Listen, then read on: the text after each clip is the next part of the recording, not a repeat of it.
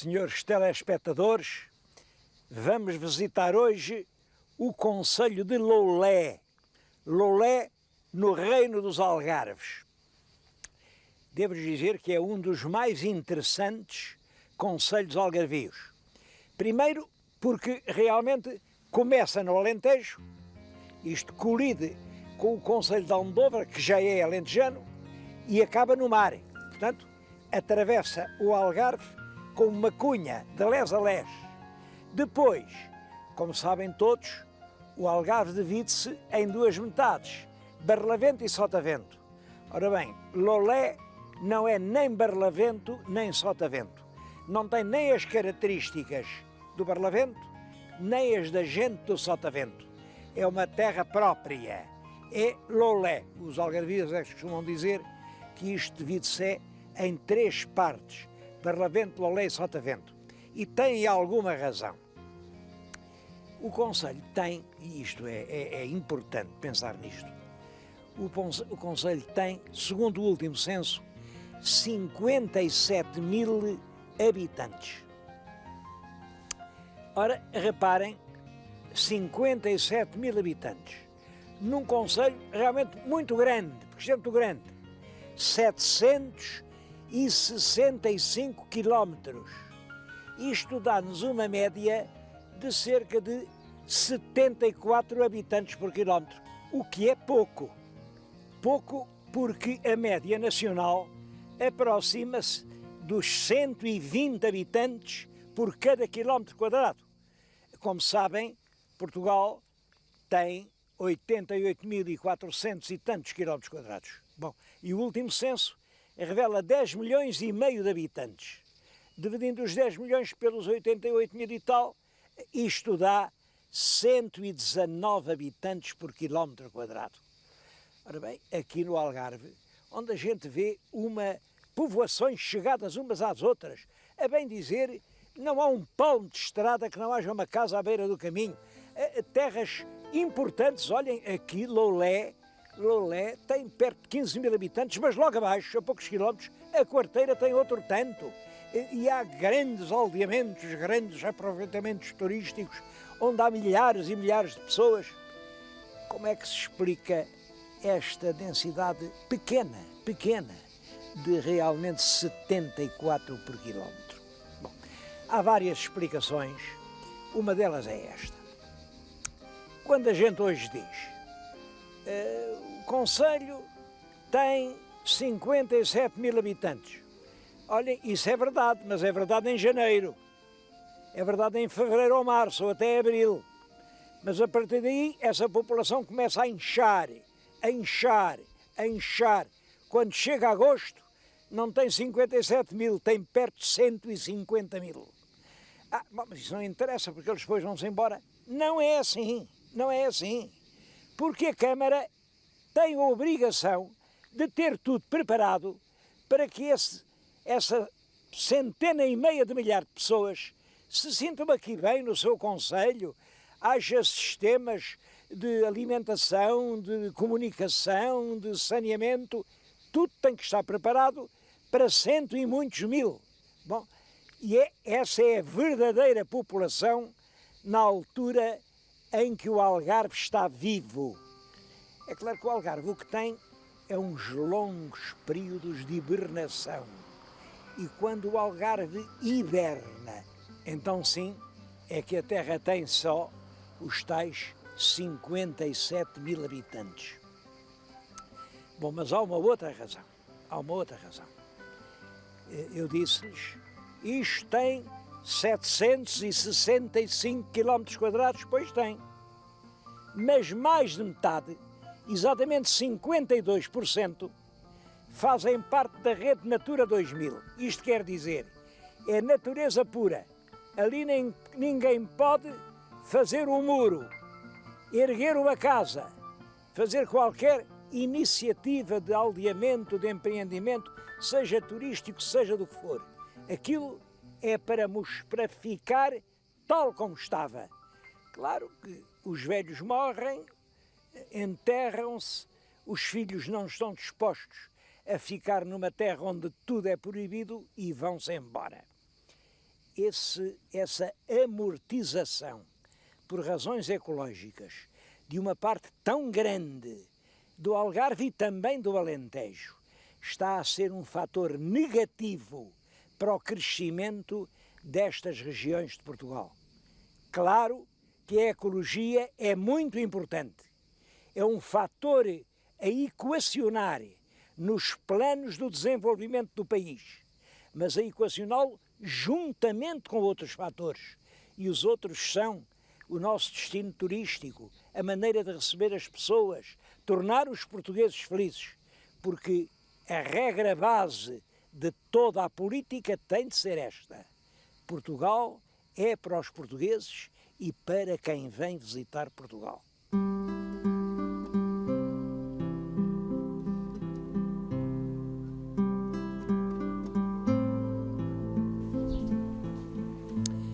O concelho de Loulé tem uma parte litoral, confina com o Oceano Atlântico. São 14 quilómetros. Nesses 14 quilómetros localizam-se os empreendimentos turísticos mais bonitos, mais bem conseguidos de toda a costa algarvia. Eu estou-lhes a falar num deles. A Quinta do Lago é um grande empreendimento.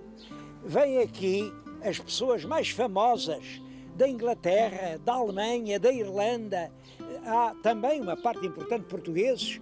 Vêm as grandes vedetas do espetáculo mundial, vêm os campeões da Fórmula 1, vêm princesas de várias pontas da Europa, vêm donos dos grandes bancos.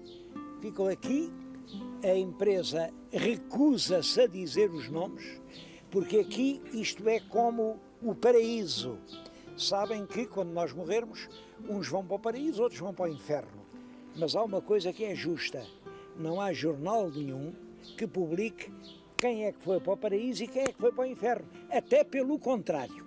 E, geralmente, os jornais dizem muito bem de alguns que se calhar foram para o inferno e se calhar dizem muito mal de outros que são capazes de ir para o paraíso. Bom, mas a Quinta do Lago é apenas um espaço. Há o Vale do Lobo, que é também magnífico. Há a Vila Moura, ainda há pouco tempo estivemos em Vila Moura e realmente é um encanto.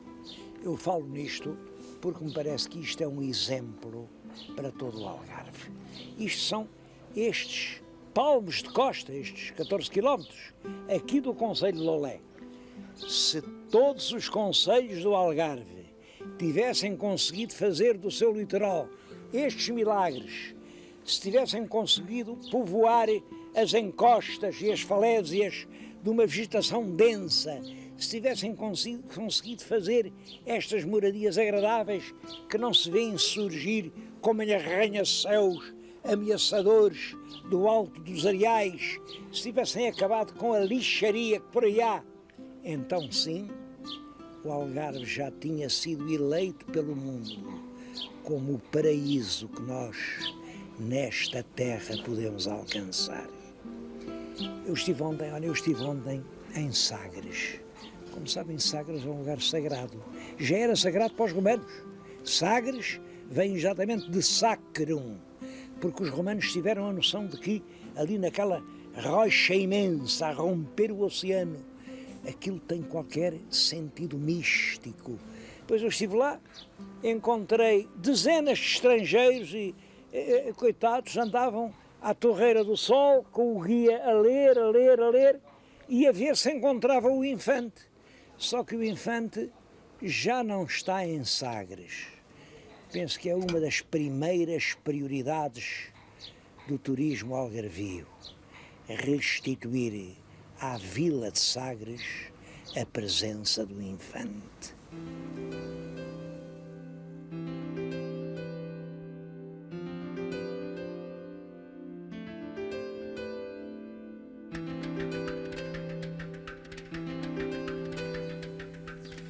Um outro exemplo que estas urbanizações nos dão é o respeito pela árvore. Eu agora estou-lhes a falar no Vale do Lobo, outro empreendimento absolutamente modular. Reparem, isto aqui é um pavilhão, é a entrada de uma galeria de arte e havia aqui algumas árvores. Bom, o arquiteto recebeu ordens para furar o teto para deixar ficar as árvores. E as ordens que aqui há são estas: sempre que for preciso abater uma árvore, tem que se plantar 3. Isto, se fosse seguido em todo o Algarve, podem crer que o Algarve hoje ainda estava mais bonito do que assim é.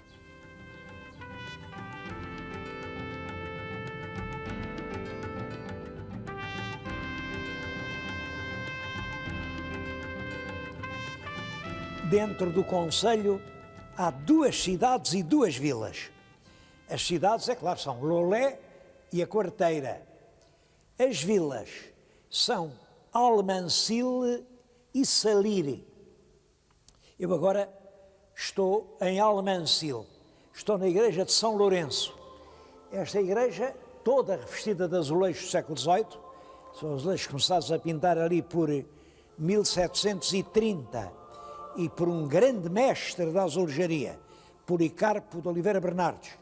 Os painéis representam o martírio de São Lourenço. São todos eles notáveis. Representam São Lourenço, ser interrogado pelo imperador. O imperador está-lhe a perguntar onde é que estão os tesouros da igreja. E o São Lourenço está a responder-lhe: os tesouros da igreja de Cristo são os pobres de Cristo.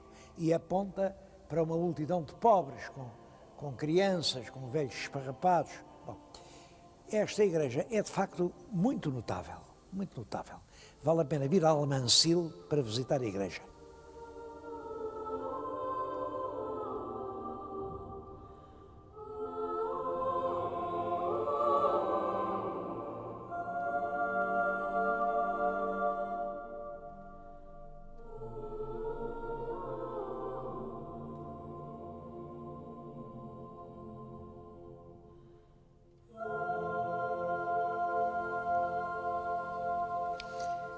A outra vila do concelho é a vila de Salire.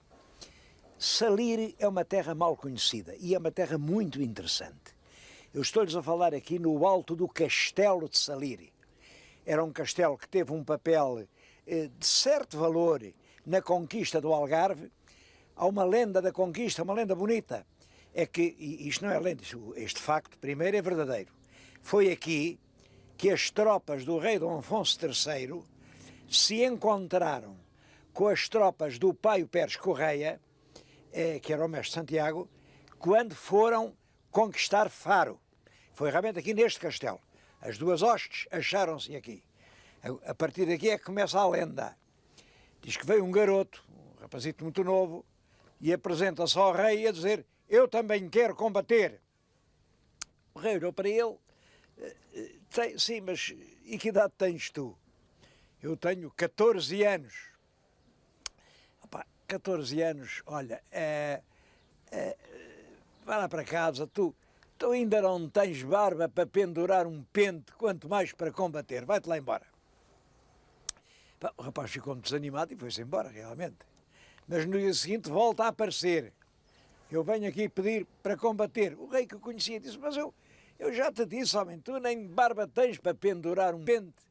E o moço tira do bolso um pente de ferro com dentes muito aguçados, crava no queixo pela carne dentro e diz ao rei: tenho ou não tenho barba? Bom, o rei perante aquele exemplo disse: sem dúvida, o moço corajoso é. Bom, olha, vai lá.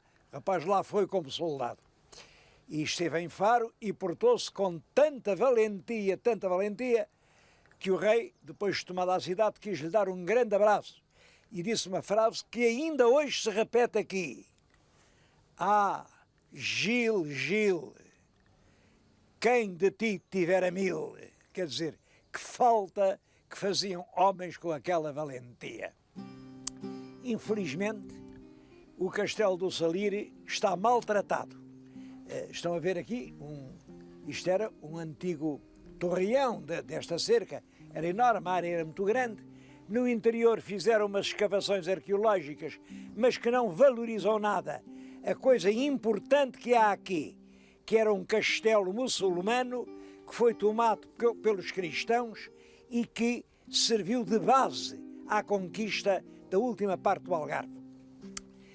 Falo nisso porque eu quero chamar a atenção para uma coisa. É claro que temos todos que defender a independência. Isso é uma obrigação que vem na Constituição da República. O primeiro fim do Estado é defender a independência. Ora bem, mas é claro que independência. Há uma independência política, todos sabemos que agora fazemos parte de uma comunidade internacional que é quem dita a lei, portanto, nós somos apenas parceiros de uma comunidade soberana. Independência económica, a gente vai aí aos supermercados, tudo quanto compra já não é português. As nossas máquinas não são portugueses, os automóveis em que andamos não são portugueses, a roupa que vestimos é cada vez menos portuguesa e isso também não depende de ninguém. Isso são leis económicas que nenhum poder político pode derrubar. O senhor telespectador pode ter a certeza disso. A força económica já por vezes tem derrubado o poder político. O que nunca se viu foi o poder político empurrar o poder económico. Agora, há um tipo de independência que continuamos a ter e que só perderemos se nos quisermos despir dela. É a independência cultural. É sermos como somos. É falar este belo idioma em que nos exprimimos. É ter uma literatura própria. É conhecer a nossa própria história. É cuidar dos nossos monumentos. É prezar as nossas raízes. É termos orgulho de ser portugueses. Isso é que é a independência cultural. E acho que, deixando os castelos do nascimento de Portugal neste triste abandono, não estamos a pensar nessa independência.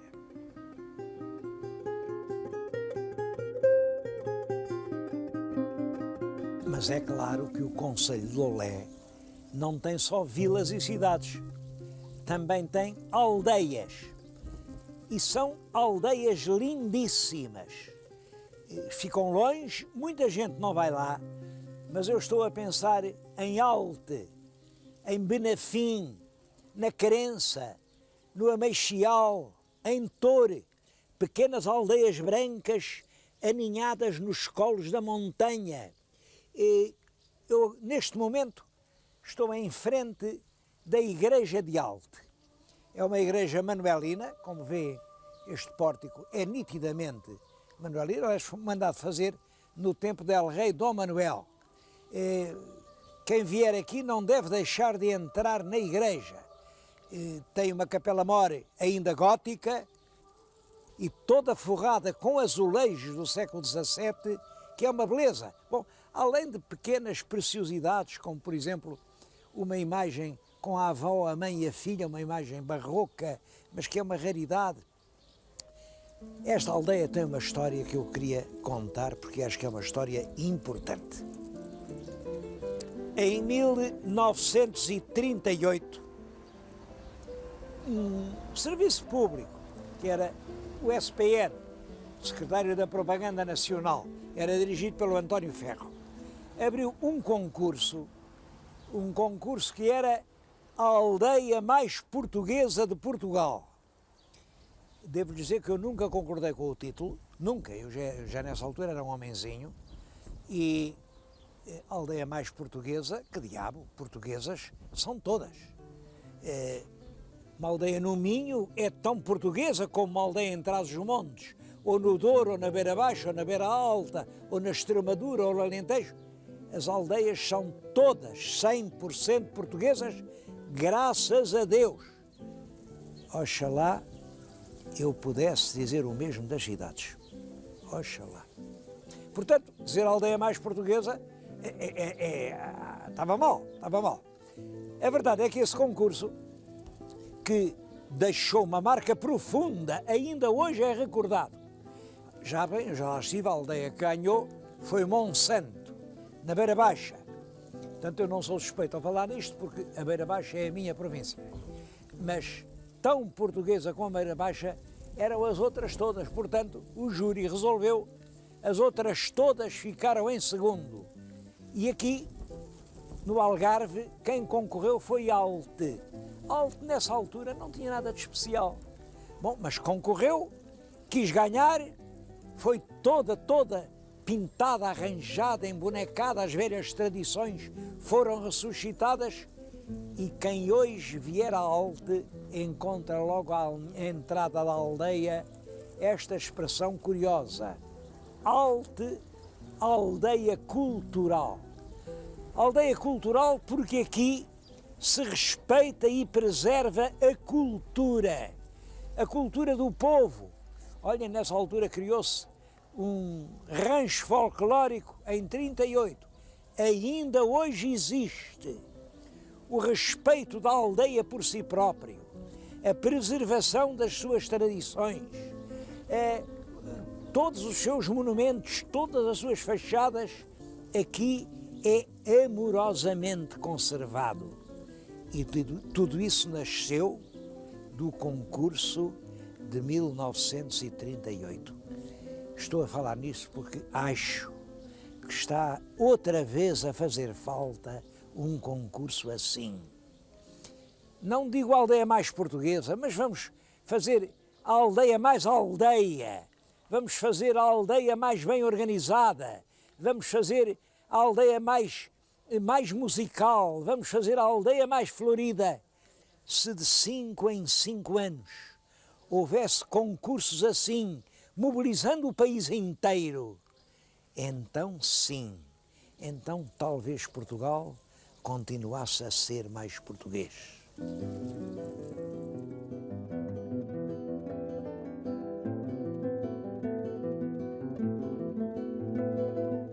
Mas eu não queria sair de Alte sem lhes mostrar uma coisa que me parece extremamente interessante. Tenho junto de mim um habitante de Alte, o Sr. José Saturnino. Já viram que o Sr. José Saturnino está aqui diante de uma banca de sapateiro.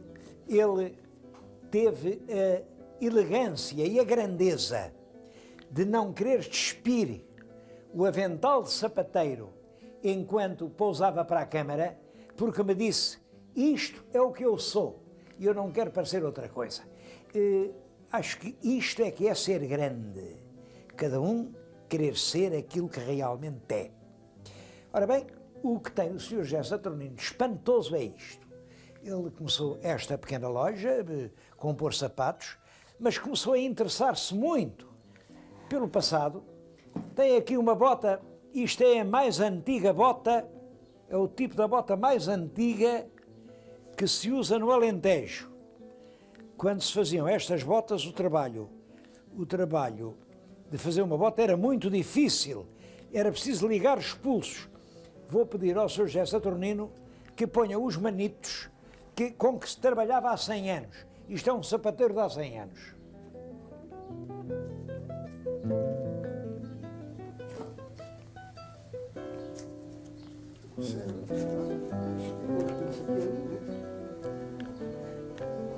Isto é o sapateiro. Mas não é só os manipos que ele conserva. Aqui na sua casa, nos vários andares que foi adquirindo, conseguiu reunir um acervo de perto de 3.000 peças de um passado que se está a perder. Isto, por exemplo, é uma funda como a que se usava aqui desde o Neolítico, sabemos isso. Tinha aqui a pedra, os pastores brandiam isto com uma grande força e depois largavam esta peça e a pedra partia com a força de uma bala. Aliás, bala vem exatamente disto. É que os homens das Baleares eram particularmente peritos no lançamento da funda. Bom, mas toda a casa está cheia de recordações do passado. O Sr. José Saturnino tem, por exemplo, lá em cima, umas pulseiras de rapariga da época do bronze. Aquilo tem 4.000 anos. Eu vou pedir à Câmara que dê uma rápida visita pelos tesouros de coisas antigas que há aqui na loja de Mestre José Saturnino.